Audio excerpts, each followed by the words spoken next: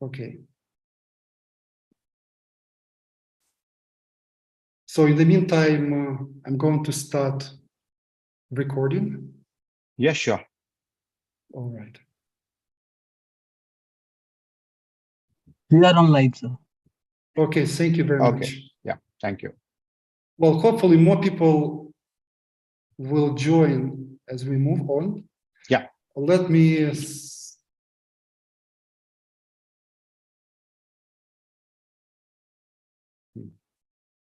looks like there's an echo. Okay, just a moment.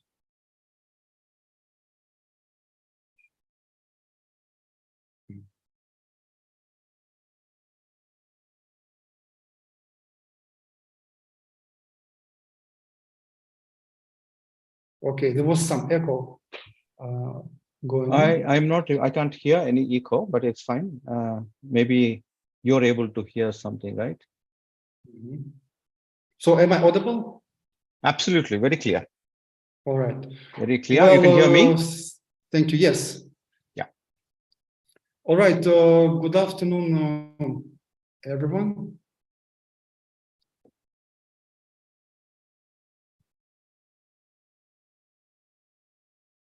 Just give me a moment.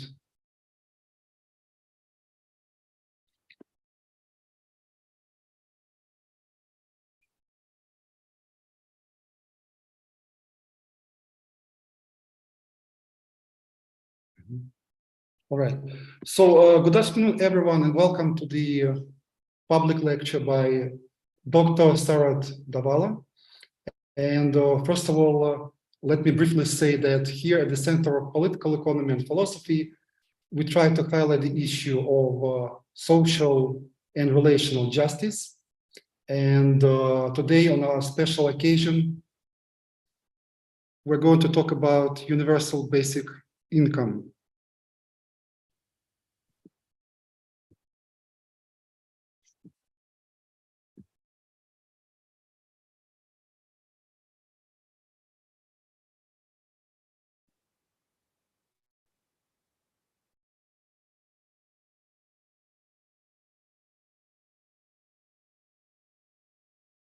Just give me a moment, please. I think there is some technical issue because I keep hearing myself after I talk. Sure.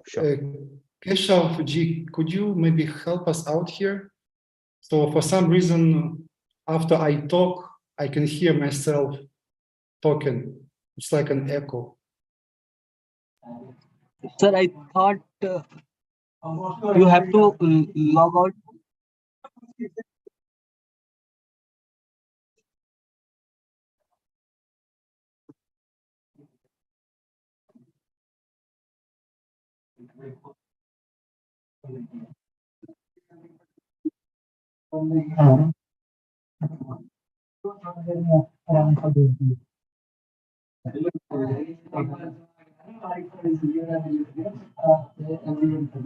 Okay, let me just quickly try to re-log in. Just give me a moment, please. I thought you already opened YouTube also, sir. Okay, maybe. All right. Your YouTube is already sign in and Zoom is. Okay. I think it's fine now. I'm sorry about this. So, well, before I introduce our speaker, let me just briefly remind the participants about basic Zoom protocol. So Dr. Davala is going to deliver his talk for about 30 to 40 minutes, after which we will open the floor to questions for our participants. And you can raise a question by raising your hand and announce it orally, or feel free to post your question in the chat, after which I'm going to read it aloud. All right. So today we are having with us Dr. Sarat Davala, who is an independent sociologist. He is currently based in the city of Hyderabad. And in my opinion, Dr. Davala is one of the few public intellectuals who successfully combines academic work with social activism and with more practical work. So Dr. Sarat Davala is the president of the Basic Income Earth Network, which is an organization spanning around 45 countries. He has had an extensive experience both in academia, in the NGO sector, as well as among trade unions.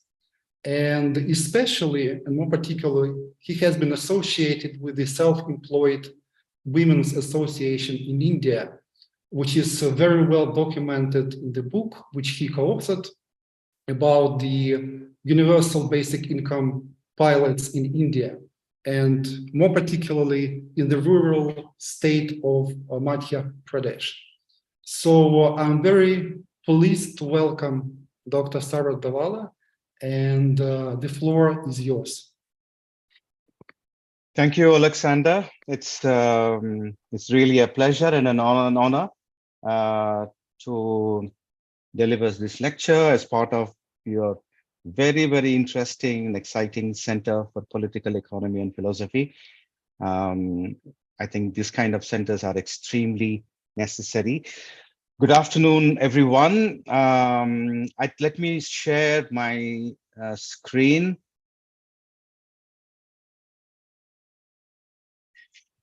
Yeah. Thank you for that generous introduction, Alexander. Let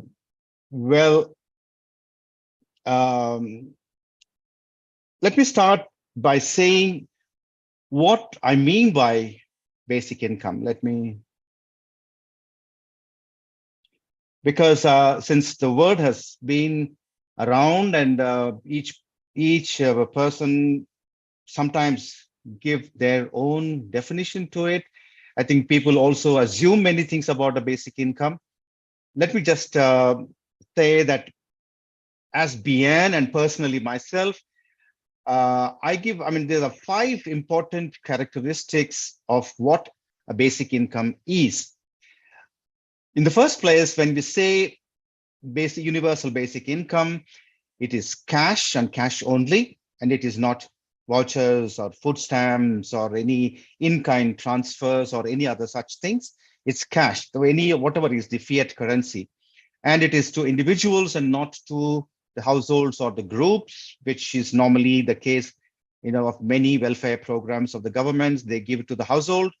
It is a periodical, that is monthly usually, and not a one-time grant or occasional grants that are given. For example, in Give Directly is an organization which is doing several experiments, basic income experiments in Kenya, in Africa. They also tried this model of giving one time or twice a year. So this is definitely monthly, and it is universal. This is really, really the most important. It's not targeted. Usually all welfare programs or poverty alleviation programs or any kind of intervention, it is given to everyone. One second. So it is universal. Any person, every individual, man, woman, and child living in a particular political territory or political community is entitled to a basic income. And that most important and the cutting edge of this concept is that it is completely unconditional.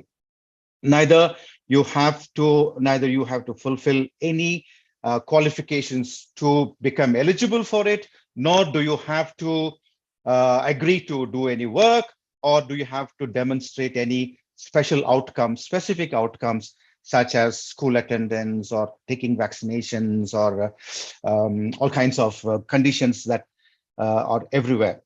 So these are 5 important critical and characteristic features of what we refer to as basic income. And some people also include, but these are not part of our BN definition, that it should become a legal right and not just a scheme, and it should not be withdrawable. Like a new government comes and withdraws, it should not be that. And also many other people, some in Europe, they also say high enough, only then it can be called basic income, otherwise it is not. And in some places they say that it should be inflation indexed, otherwise it means nothing, all that. But I would put it as just 5 important characteristics, features. I would say that this is more akin to the Max Weberian ideal type, what we describe it as an ideal type. Like I think Weber talked about bureaucracy as an ideal type. So something like that. In reality, nowhere in the world is this model actually implemented, but you have versions of it, what we call basic income like policies or basic income like schemes rather than basic income itself. So these are the 5 important characteristics. So let me make provocative proposition that in the 21st century, basic income is a necessity and not merely an ideal or a utopian thought. I will try to substantiate why I say so. These are the 3 reasons I give that today, I think already we are already in the future. It is not something that I'm going to portray in the future, but we are already in that future, which is future is now. One is because of the employment crisis. I will explain that. The second is what is called, roughly loosely called, the welfare crisis, the crisis of a welfare model, which is the post-war model, that beverage model that we have developed. And the third is a socio-political crisis emerging out of all these contradictions in our society. I wouldn't say this as specifically Indian. It can be globally applicable anywhere in any part of the world. But specifically, since I am located here, I analyze quite a bit of the Indian situation. So in India also, this applies very strongly. Let's see what is happening. What is the kind of projections given by the World Economic Forum or World Bank, or for that matter, the McKinsey's or ILO. Many of these people, when they talk about the future of work itself, you see the main drivers of change. Already we are experiencing this. The main drivers of change is high-speed mobile internet. You know, all of you know how it has radicalized and revolutionized the way we live. Not necessarily, some are not necessarily pleasant outcomes of that. And then artificial intelligence, quite a lot is already there. And then a lot more is going to surface in the coming years. And the big data analytics, all of you know, big data analytics and how that influences practically every part of our life. And the way conglomerates like Facebook or Google can support / control our lives. And then the cloud technology. 10 years ago, when they said cloud, we didn't know, knew only the monsoon clouds, but now everything is cloud technology. So the business models, this is not anything new. This has been happening since the mid-80s. There have been radical changes in business models. I remember I used to teach a course in IIM Bangalore in the 90s, and we had 2 different courses, industrial relations and personnel management. Then that was the time we clubbed the both, and then we started using the term human resource management. The paradigm was shifting from that kind of society to this kind of society. We can go into that later. But then that actually was a manifestation of the business models and the company's strategies changing globally. You could see a lot of manufacturing moving to third world countries. It went to China, it went to Taiwan, it went to Bangladesh, India, Vietnam, you name it. So to improve their businesses and stay in the market, companies will adopt newer technologies. They are adopting, which means that they need flexibility, which means that they cannot make promises, lifetime promises to countries where they set up companies or factories. They may also modify their geographical basis of operations, which is happening now. So if we are happy that a lot of investment is coming to India, we should see how much is going to stay and how much is going to vanish whenever they get a cheaper option globally. So this is very critical, that global average skill stability is about 58%.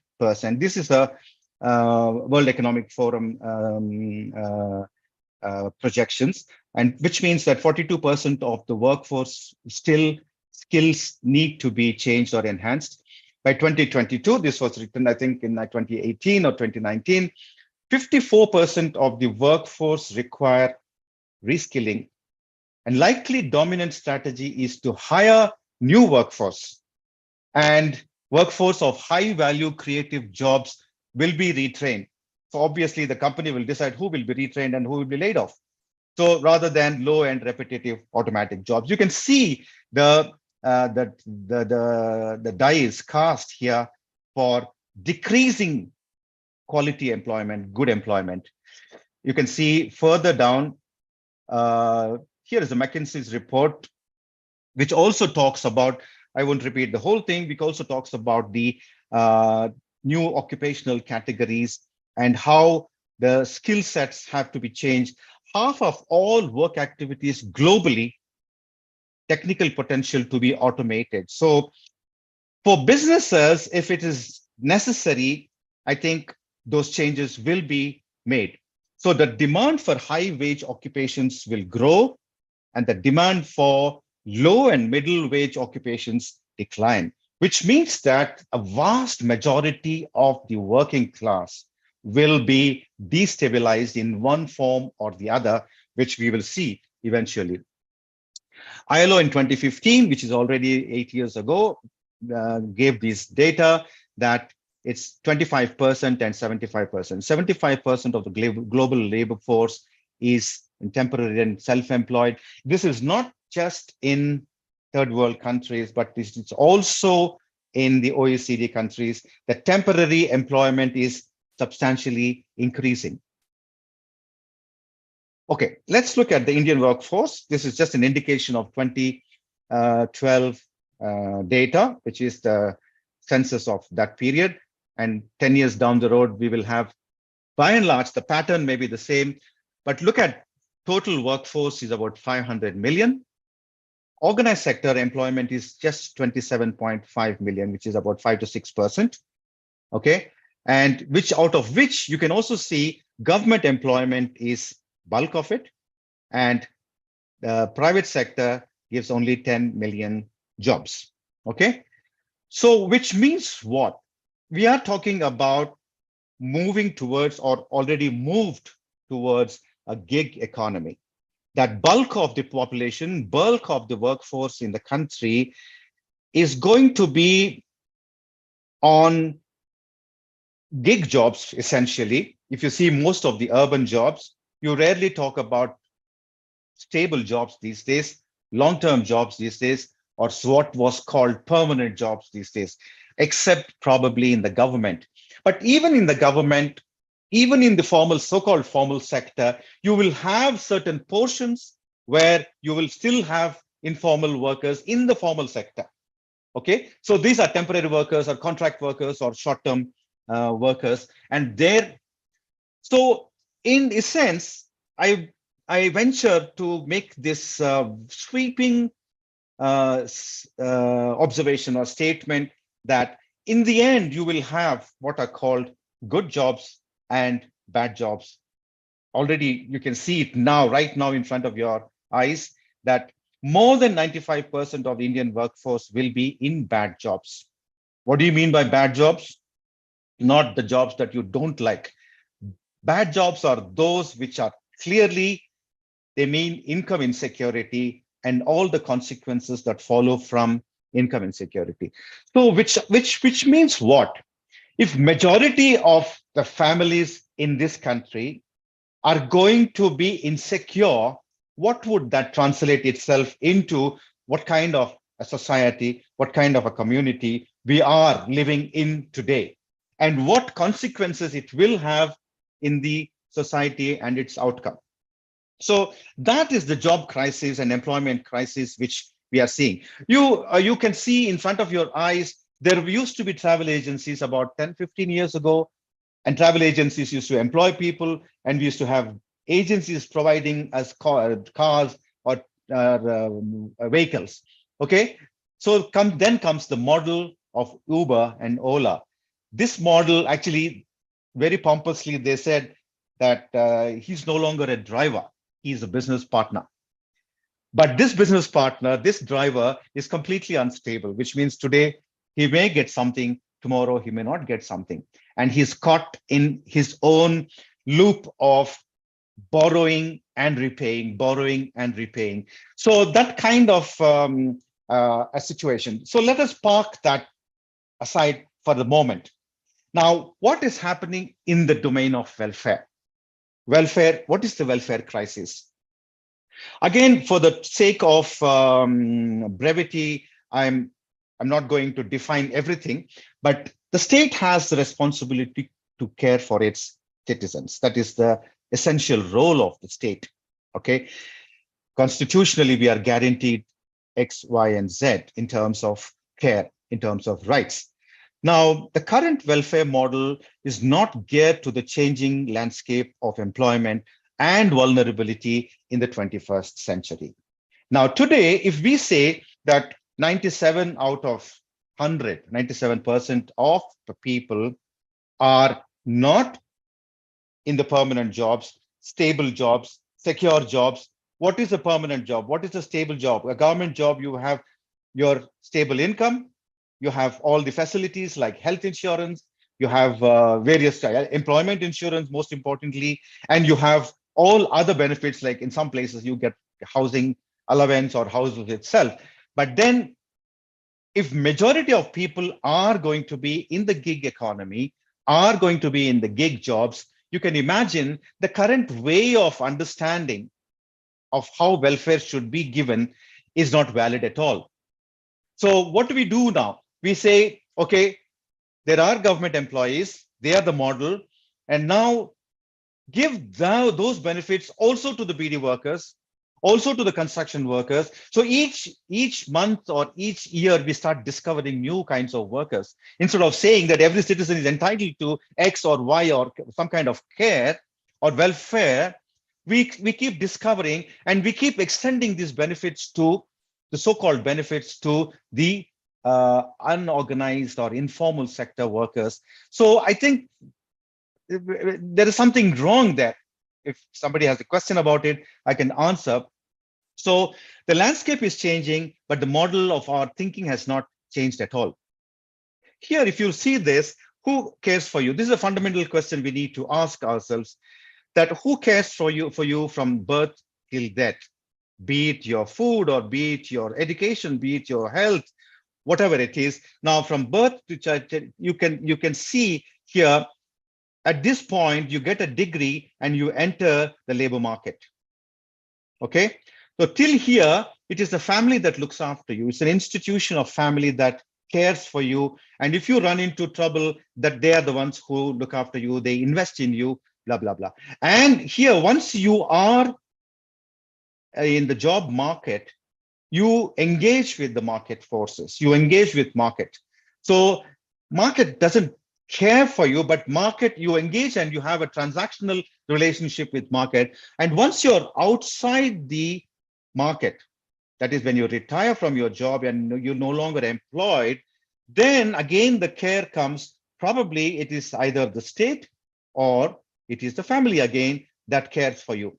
So these are the questions. So if we put this lens and see what is happening, we can actually put this in these four boxes and see, on the one hand, you have the government, on the other hand, you have market, you have the family, and you have the community. By community, I mean voluntary efforts or UN agencies or any NGOs or community organizations which have which intervene in order to care for you.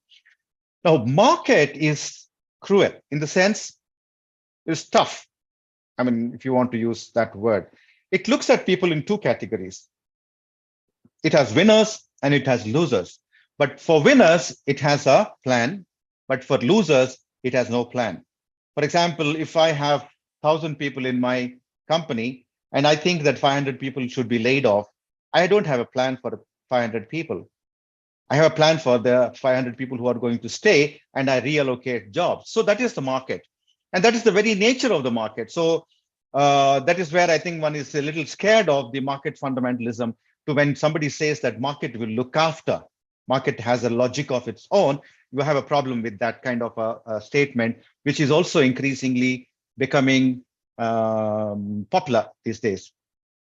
Now, there is a government tries to balance. Now, if you see increasingly the role that government was playing in terms of be it food or education or health, is slowly pushing it into the market and say, okay, you go and take the health insurance, you go and take the loan for your education from the market, go and borrow rather than depend on the government. Okay.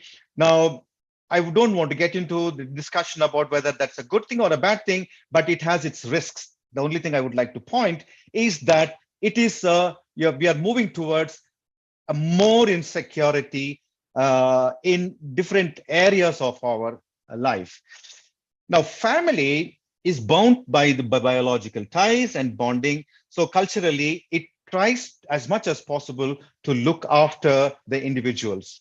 Okay, and you can see that where the institution of family is strong, you can also see that more or less robust. I feel in the Indian context, we say that on the one hand, there is agriculture, on the other hand, there is institution of family.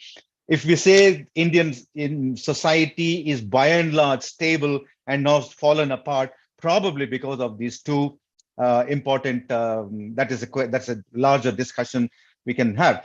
But just go for a moment to pandemic, what happened in the pandemic. A lot of people lost their jobs. A lot of people lost their, not jobs, but lost their income sources. What happened at that time? What was the government footprint? What was the footprint of market? And what was the footprint of the family and the community? If you analyze that part, you can very clearly see that government footprint was not much. You take any state, they try to give some rice, they try to give some cash into some pockets, to some subsets of population, that's all. And then for migrant workers, they said that why should we look after the migrant workers? Let the home state look after them. So all those questions started coming, and the home state said, okay, we will give you a free train ride, or we will give you some kind of cash benefit. Market, what did market do during the pandemic? I think they said construction companies, particularly where the migrant workers go to work in Bombay or Hyderabad or from Bihar and UP, market said that the employer said that, okay, this is a 3 months period. You please, we are giving you rice. You live as long as you live here. After that, go back home. And we know what happened after that. They really walked back home. They try to walk back home. So that is where I feel now that overall there is a crisis in terms of how we understand and implement welfare of the populations. Okay. Now, finally, I come to this, but this I will not spend much time. I will just run through this socio-political crisis. Eventually, when there is going to be a job crisis, which is a livelihood crisis, and a welfare crisis, all the models of welfare, the welfare thinking that we have is no longer working. And then the third element of today's, the development of capitalism, the way capitalism has evolved today is a handful of huge conglomerates controlling the entire businesses and swallowing smaller businesses and becoming bigger and bigger. And you have a small group of people extremely wealthy and large masses of people extremely insecure. It's very interesting that during the pandemic, the stock market in India has gone up, the shares have gone up, and a few people really became extremely rich during that, particularly that period. And that was also the period, you can see there are moments in our recent history when we could see this kind of a paradox of very few people, very rich, and a large number of. Guy Standing has a very interesting thesis of the emerging class system. We still don't have time to really go into all this, but then the implications of the emergence of precariat, he says, will express itself in the way the classes will be reorganized. You have at the top the elite, we just talked about them, and then you have the salariat, people who work for the elite, who are in the good jobs, with what we were talking about, good jobs. The proficients are the independent professionals who are highly paid also. And then you have the old working class withering away, closing down, old people, no longer skills are useful, that kind of old working class, the quintessential blue collar workers. And then you have this huge chunk of precariat. By precariat, I simply mean people who lead very precarious existence in terms of economics, their livelihoods. And then you have the unemployed who have absolutely nothing. So when you have a structure like this, you can imagine what would be the consequences on society, what kind of society we are sitting on, and what it's practically a kind of a time bomb, which means that it is bound to be a crisis between the state and citizens, and the legitimacy of the ruling class, the state, the legitimacy of any particular party to rule will be questioned. I think it's only a matter of time. In so many countries, we are already seeing some of these things happening. They don't happen most obviously by people coming on the streets and protesting and asking for their rights. I mean, there is definitely, I believe that there is a need for a redesigning of a new social contract. So the immediate question saying that you're exaggerating the situation. If there is such a major crisis, why aren't, usually politicians ask this question, why aren't people coming out on the streets and protesting about all these crises that we are talking about? I think it won't happen. It won't be so linear. It won't happen like that. I can still make a point that there is a crisis because this is how they come out on the streets. This is what pandemic told us, that people, they come out on the streets. They were going back to their native villages, knowing very well that there is nothing there stored for them. Okay, so the pandemic in India especially has exposed the complete bankruptcy of our welfare system. That we have proven, that we have shown very clearly that we are not able to, we cannot protect our citizens, we cannot take care of our citizens. And that was a big demonstration of the need for a change. I will end here with Stephen Hawking's very interesting quotation before he died. He said, everyone can enjoy a life of luxurious leisure if the machine-produced wealth is shared, or the artificial intelligence, all that can be deployed for the welfare of the mankind. Or most people can end up miserably poor if the machine owners successfully lobby against wealth redistribution. So far, the trend seems to be toward the second option, with technology driving ever-increasing inequality. So, which means that there is a responsibility of the elite, the rich, the super rich, and there is the whole question of how does the state has to ask itself, political parties have to ask themselves, how do we care for our populations? And this is where I feel the basic income is going to be a necessity, because we are not in a position to imagine decent jobs to our population. We can keep on harping, saying that like formal sector, in fact, we stopped talking about it. We in the 90s, when we were talking about protection for the unprotected sector, let's not call it informal sector, let's call it unprotected sector. We said informal is going to be formal. That was the hope in the 90s. Now today, we say informal is normal. Even the formal will become informal. Everything is going to be informal. Thank you. I close there. We can spend a little more time chatting. Okay, well, as a host, let me take the opportunity to, first of all, give a quick feedback. Yeah. Maybe raise the first question to Dr. Davala. Well, first of all, thank you very much for such a succinct and laconic presentation. I think you did a perfect job outlining the major crises which are facing not only the Indian population and economy, but all these scales, all these crises are actually taking place on a global scale, right? Employment crisis, welfare crisis, and social political crisis. I was really impressed with some of the figures which Dr. Davala posted, 75% are in temporary or insecure jobs. And in the Indian case, the figures are even much worse, right? As we all know, India has a very large sector of the informal economy. I was quite stricken with the term market fundamentalism in a good sense, right? Because this is exactly how many advocates of the free market express their unfallible credo in the good and positive effects of the free market, right? And of course, as Dr. Davala pointed out, it's much more ambiguous. It can have many negative outcomes and externalities. All right. Guy Standing, definitely, I'm happy that Dr. Davala mentioned him as well. And his famous thesis of the precariat is definitely worth of attention. And I do have a couple of questions.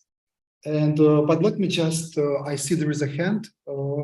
Let me just maybe conclude by saying that I think the strength of the universal basic income, right now, Dr. Davala defended it in sort of egalitarian grounds, right? So social equality, welfare protection, and so on. But I think the strength of the proposal is that it can be defended by forces on different sides of the political spectrum, right? Even supporters of the free market, in a way, can find good reasons to advocate for UBI. Now, of course, those reasons will be very different, right? So not based on equality, maybe based on efficiency. And of course, there can be a danger in that, because UBI, if it replaces the welfare state, well, there is a certain danger in that. But I think the peculiar feature of this debate is that it takes place across the ideological spectrum. Okay, well, thank you so much. I can see a hand from one of our faculty members, Dr. Ricky Levy. Hi, hello. Thank you very much. It was a fantastic lecture. So I want to ask a few questions from different angles. So first one, as an academician who is very much interested in the discourse which is called post-capitalism.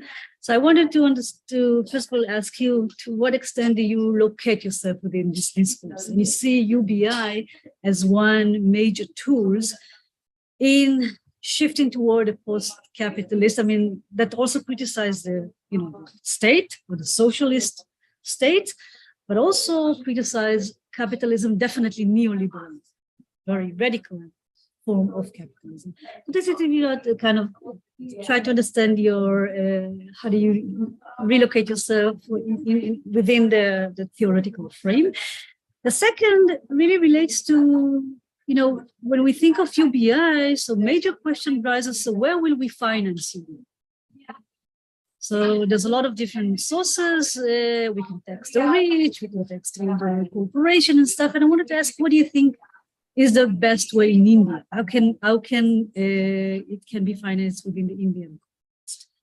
And the third one is, to what extent do you see the different, let's say, new trends like circle economy, sharing economy, all this new notion that try to shift maybe from the, let's say, the definition of the self as homo economicus or the self-interest doctrine toward a different economical model that might view the individual and the society in a more broader manner, that we might be going toward an alternative economic system that has the ability to take into consideration ethical, whether it is ecological, ethical concern, or social, or in broader social ethical concern within the economic system.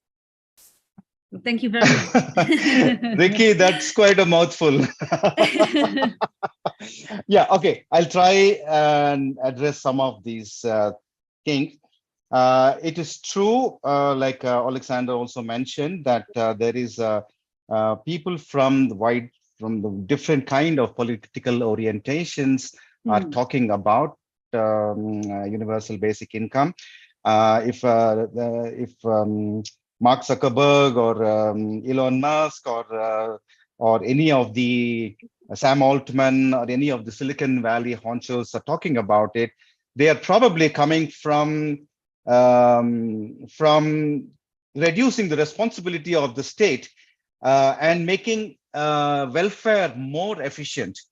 Just give people and close this whole discussion. It's not needed. So that's where the whole political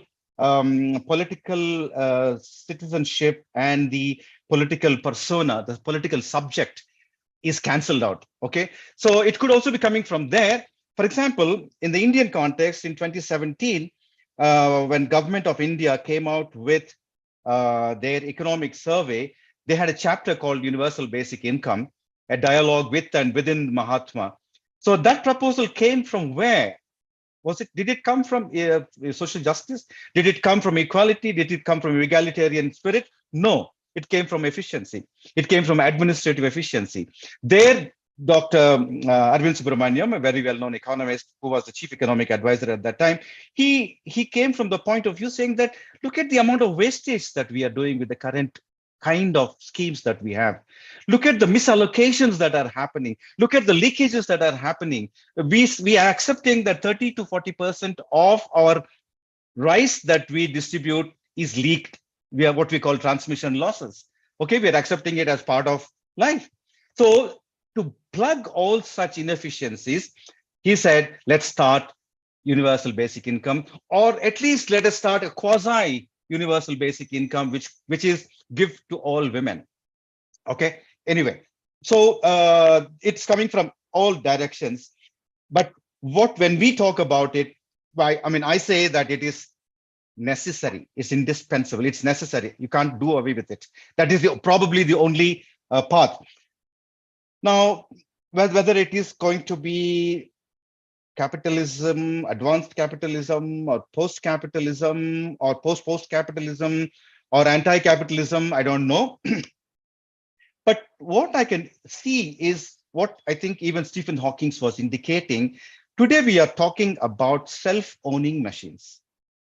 Okay, in Soviet system, the state owned the means of production. But is it possible that artificial intelligence can own itself and provide goods and services to people? Today, we are talking about that as well. In fact, my colleague in Bien, she works in that domain to say that you can have a forest which owns itself. Nobody owns it, but it produces and supplies value addition to people and which is distributed. So it is possible. That is possible. Okay, like Elon Musk is talking about building colonies, housing on Mars. How? He's going to do it through self-replicating robots. He's not going to send people there to construct. Construction workers are not going to go to Mars. So, I mean, there are huge possibilities of what kind of, but I feel it's not going to be the out of volition of politicians that we are going to choose this system or that system. I think by the sheer necessity of our survival, both in terms of climate change and in terms of job crisis that we are going to face, livelihood crisis, we are going to move to a different kind of a society by compulsion. Now, who is going to finance it?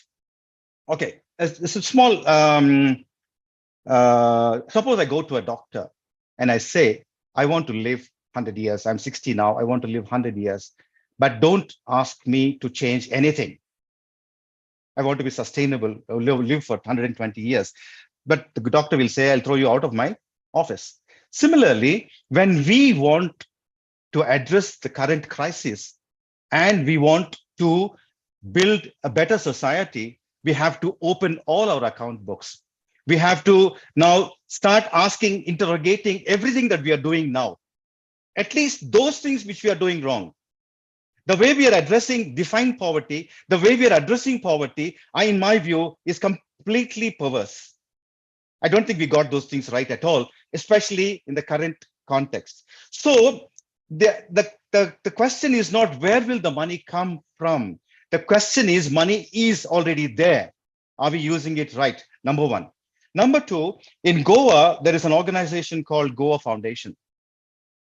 They have been they have been contesting and fighting the miners, the whole mineral wealth, and they have long drawn litigation about who owns natural resources. So they said, let us open all the accounts of how the mining income is treated by the government. And they came out with this interesting revelation that mining, which is huge in Goa, mining revenue is treated as windfall revenue. Can you believe that? It can't be windfall revenue. Okay, and the Supreme Court in the same case has given a judgment saying that people are the owners of natural resources. State is only a custodian, and the people and the owner has a right to ask the custodian, how are you doing my accounts? How are you spending my money? How are you dealing with it? So the population, people have a right to question their rulers about how they are managing the existing system. And when people are starving, like the way pandemic has shown us, they are starving, we have to reorganize the way we spend our money. We have to reorganize our schemes. Okay, so I would put it in that briefly, respond to the question of affordability. Affordability, lack of affordability is actually a myth because we have not opened all our accounts. We can simply say, no. I mean, we went to, at that time, Planning Commission Vice Chairman, he sat and made calculation. Oh, 1 billion, 1.2 billion people, if I give X amount of money, that would be peanuts. Okay. Similarly, many heads of state we meet. So they say that where am I going to get the money? I said, why don't you open all your existing schemes and tell us which ones are working, which ones are a waste? I think that is the question. I think it will start. That's why I say that if you implement a basic income policy, it is not the end of the story, it's the beginning of the story. That is when you will start raising the right kind of questions the scholars, intellectuals, and politicians will raise. Okay, so I think it is the emergence, a new system will emerge per force our current crisis that we have. So I think, let me stop there so that others will get a chance to ask. Have I addressed any of your questions? Yes, thank you very much. And I think that the point of managing natural resources, first of all, by people as commons, I think is one of the major key, because this is a knowledge that is already is existing in India. I think that knowledge should be used as one means for UBI. In fact, I think Guy Standing is again one who wrote two interesting books. One is The Plunder of the Commons, and then the latest book is The Blue Commons. It's about the oceans and the ocean wealth and who owns it and how they own it and what they do and all that. So I think one has to get into that crime story as well. All of us. Yeah. Thank you very much. Thank you. Yeah. Thank you very much, Dr. Davala, for this extensive reply. We have two more questions. And let me first ask Dr. Vanessa Chishti.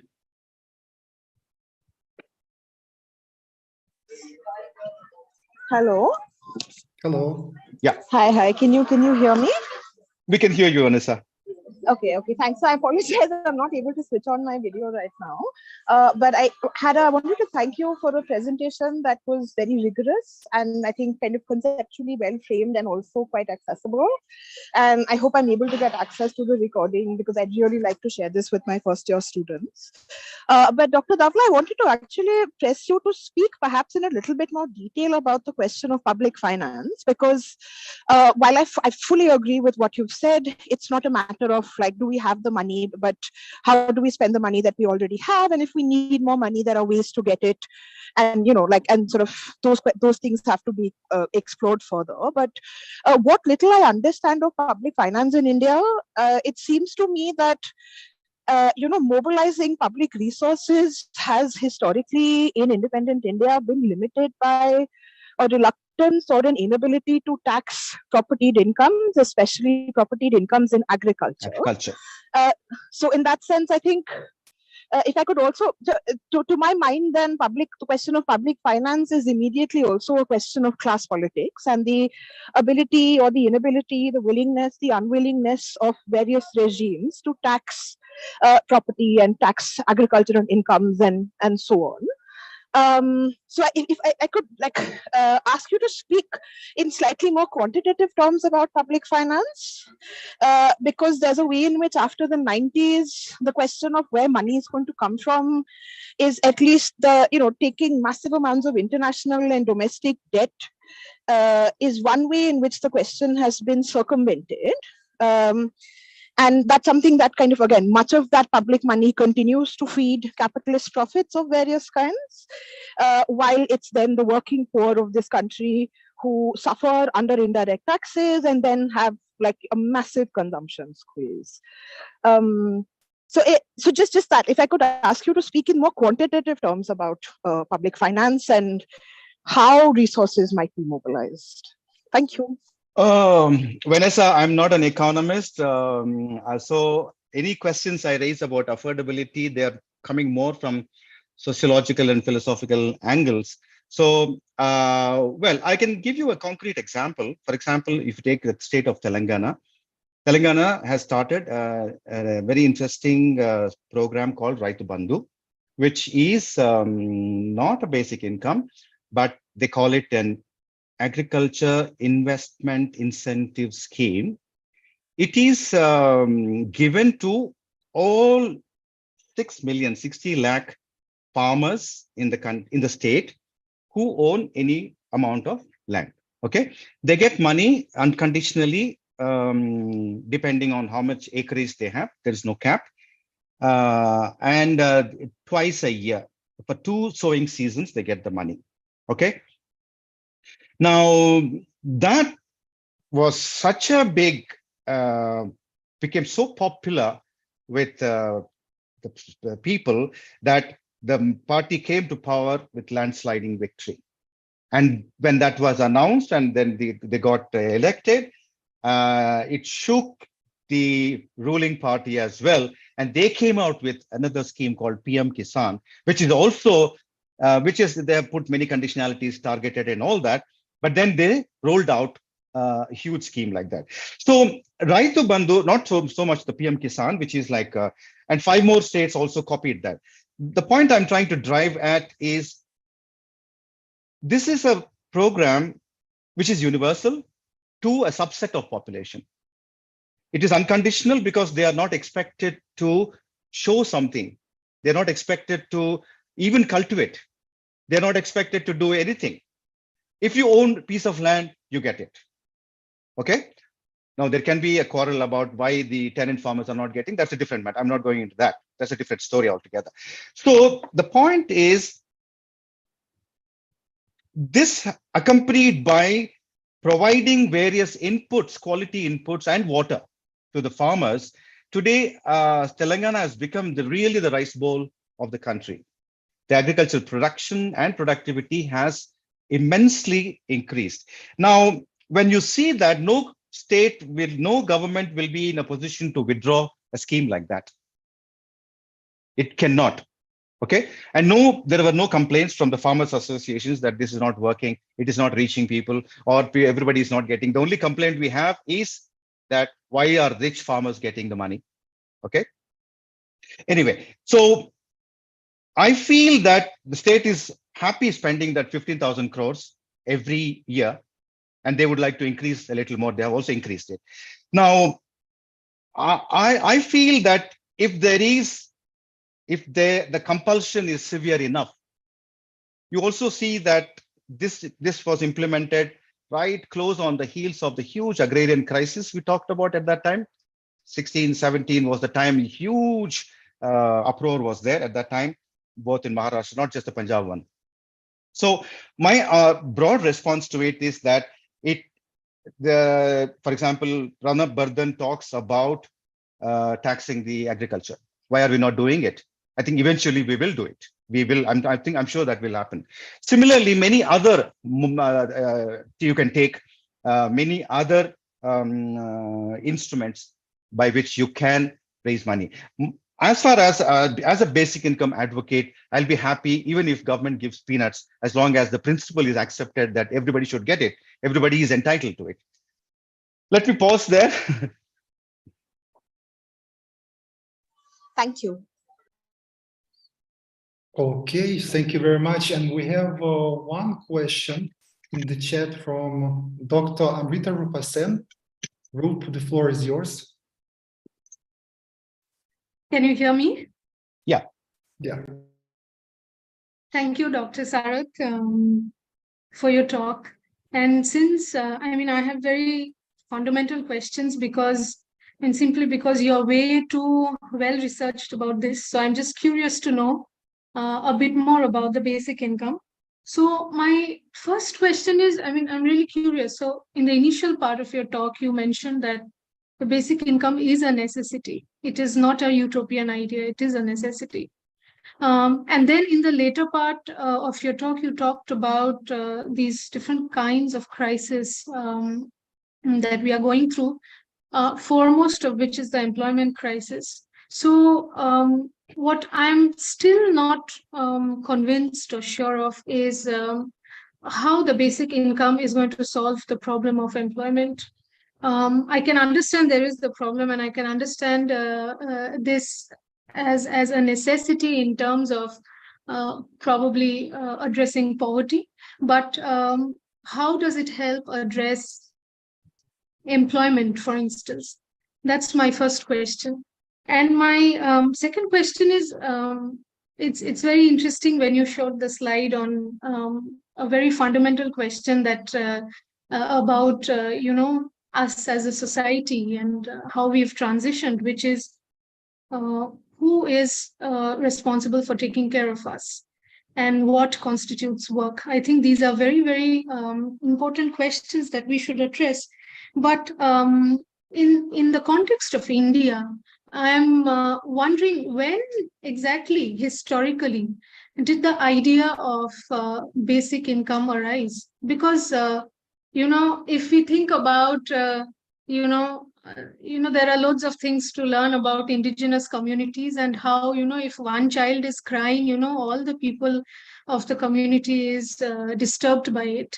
If we kind of, I was symbolizing this when you were talking about whose responsibility is it. So we have been kind of socialized into, thinking that part of our lives is surrounded by institutions and people who are supposed to take care of us, and in part it is about self-sufficiency.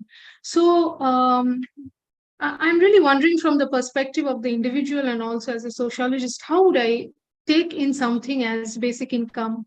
Will my drive as a worker, will it affect that? Will it affect my status? So I'm just curious to know, how did it come to India as a necessity? I'm not sure if I could explain it well. Yeah. There are so many questions there. I don't think I will be able to address all of them, but absolutely fascinating questions. I could spend an hour discussing with you these questions. How did it come? 2009, when I was working with SEWA, I've been working with SEWA since 1996. In 2009, when SEWA came with a proposal saying that we want to experiment an unconditional cash transfer, then Professor Guy Standing came and made a presentation. I was there just as a researcher working with SEWA. So I said, this is a terrible idea. This is horrible. And how can you give cash to people and forget about it? This is not our grammar. This is not how we think. And I don't think poverty can be eliminated through this kind of a means. So anyway, it's been a long journey from there to where I am today.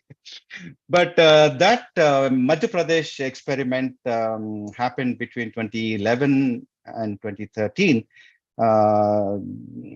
And when we actually saw, particularly in the tribal villages, the transformation that we saw over a period of 18 months, that we gave a basic income, though it was a very small amount at that time. I was personally convinced that there is something about this. It invokes something much more than the economic part of us as a society, as a societal beings, or as people of belonging to a community. Like you said, in the tribal village, these are the Bhil tribes, one of the villages, you know that when there are 100 households, when there is a wedding taking place in a house, the entire 99 households will donate 5 kilos or 10 kilos of wheat or something like that. Now, very interestingly, when the projects rolled out in this village, since everybody knows that everybody is getting, all the 100 households knew that everybody is getting money, they started a new practice that any event happening in any household, every household will contribute 100 rupees, which will actually reduce the debt burden of that particular. So they just translated that old practice and revived it because that had stopped. People they were not able to do that, continue that. So how and why it came, I think I think the idea has a very strong communitarian aspect to it. I usually compare it with that why everybody should get it and why the rich should also get it and why poor, everybody should get it. My answer to that question is that it's like a voting right. Okay, children don't have voting right, that's a different matter. But everybody has a voting right, every adult has a voting right. And you don't have a special track for the rich and general track for the poor. Everybody stands in the same line, right? Okay, so there is, when you are voting, that particular moment, there's a sense of solidarity between everybody, the rich and the poor, men and women, everybody has the same right. So one of the reasons, philosophical reasons, political reasons for saying universal is to enhance that sense of solidarity in the society. And in my view, what I have seen in Madhya Pradesh, there is a communal effects. I mean, when you say communal, I think in India it has a different meaning, but communitarian effects that are possible at a community level. There are effects that are possible in terms of solidarity. So I don't know why I'm getting into this, but I'm saying that how did it come to India? But I think this is something that that is there in every community already. I mean, if you go back to the original book, pamphlet written by Thomas Paine, The Agrarian Crisis, which was a small pamphlet where he actually talks about that land doesn't belong to anyone. Man can only own that much to which he has added value. So if you have cultivated the land, so which means that the original ownership with the planet or the creator is still there, for which he has to pay a rent. So the one who is cultivating the land, and I say that I'm the owner of this land, I have an obligation. That's what Paine's basic thesis was, that you have to pay rent to the community. So this whole thinking comes from there, that we are, I mean, a simple example is that we are all entitled to an income in a cash society. If it is no longer a cash society, that's a different matter altogether. As long as we are a cash society, we are all entitled to a certain basic amount of cash, like the way we are entitled to oxygen or rain or whatever. Okay, tomorrow, if we are not going to have natural oxygen and we all need machines, and the government will say, the first thing is that everybody will get a machine, oxygen machine, so that you can breathe and live, isn't it? Wouldn't that be a necessity for any community to give up? So one is talking about that kind of thinking.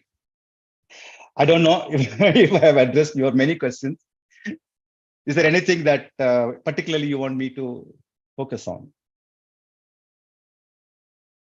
I mean, if you have the time, then going back to my first question, how do you think this can address the problem of employment in India? Okay.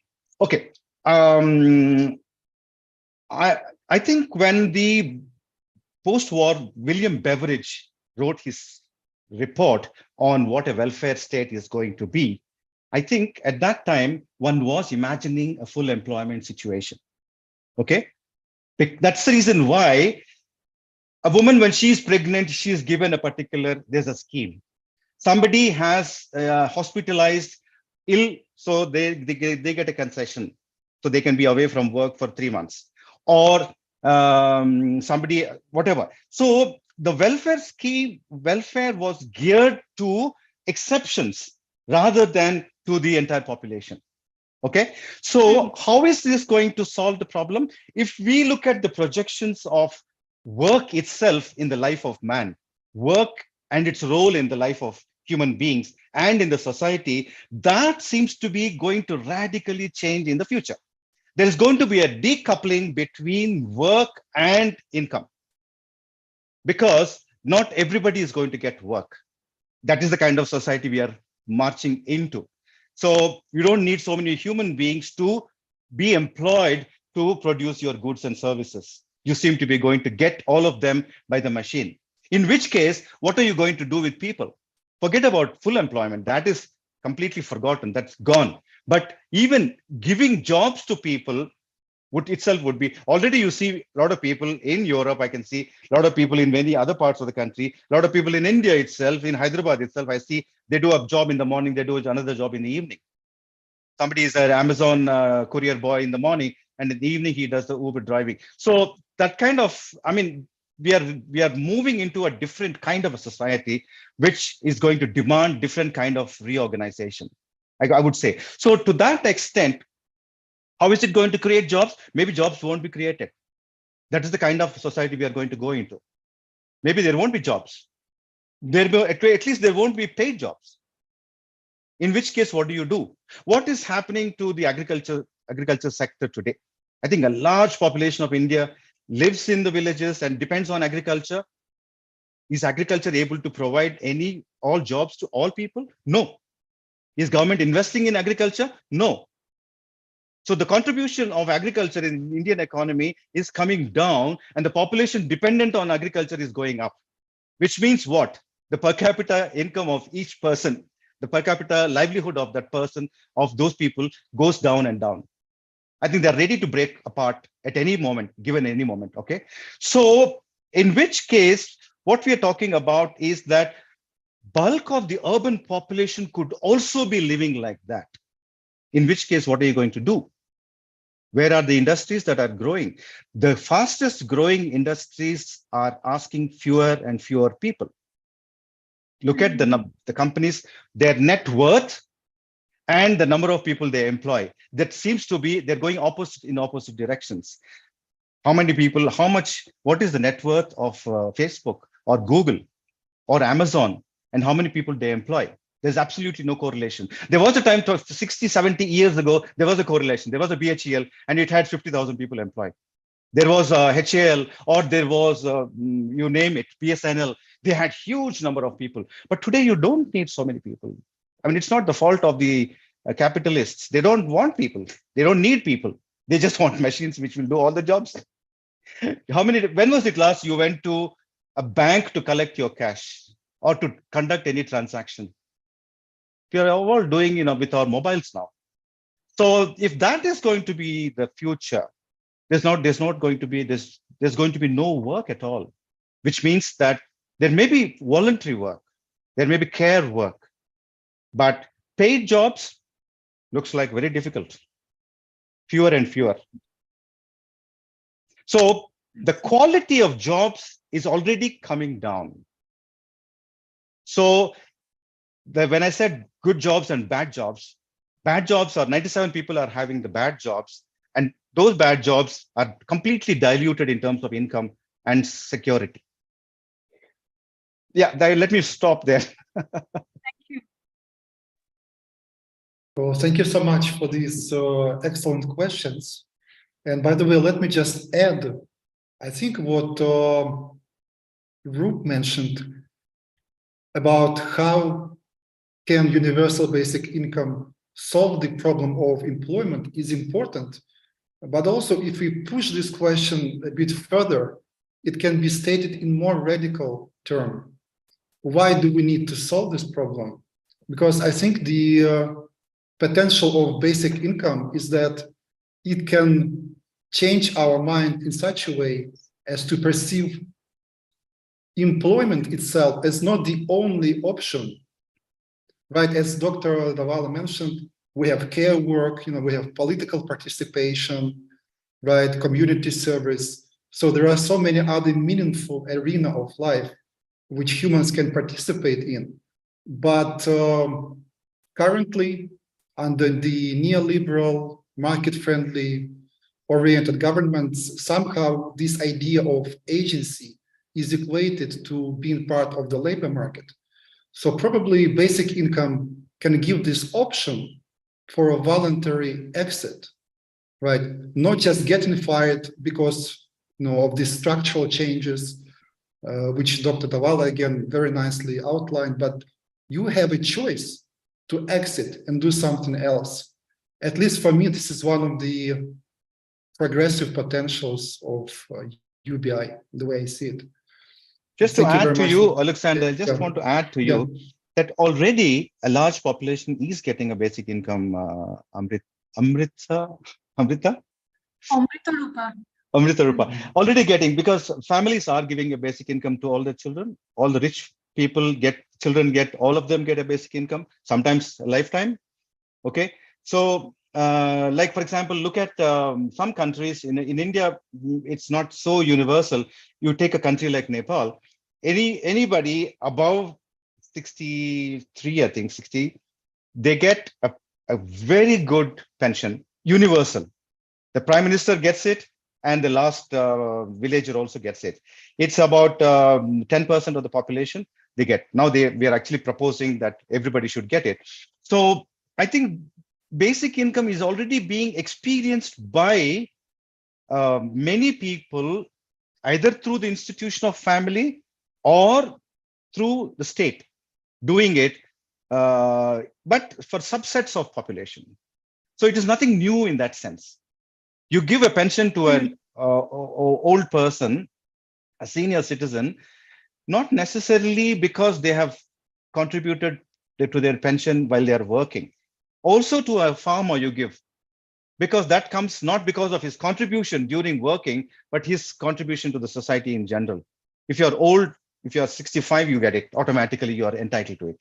That's what we're talking about. So it is there. It's there in bits and pieces, but we are saying, let's make it full. Yeah, Alexander. Let me ask you if there are any more questions from anyone. If not, I would like to thank, first of all, Dr. Sarah Davala for this very important and timely talk. And I would like to thank all the participants for their questions. And thank you very much. And until next time, hopefully, and please, everyone have a great day. It's my pleasure. Thank you so much for excellent, fantastic questions. And I will continue to think about these questions. Thank you so much. Thank all you of you. very much. Thank you. Thank you. Bye-bye. Thank you. Thank you. Bye.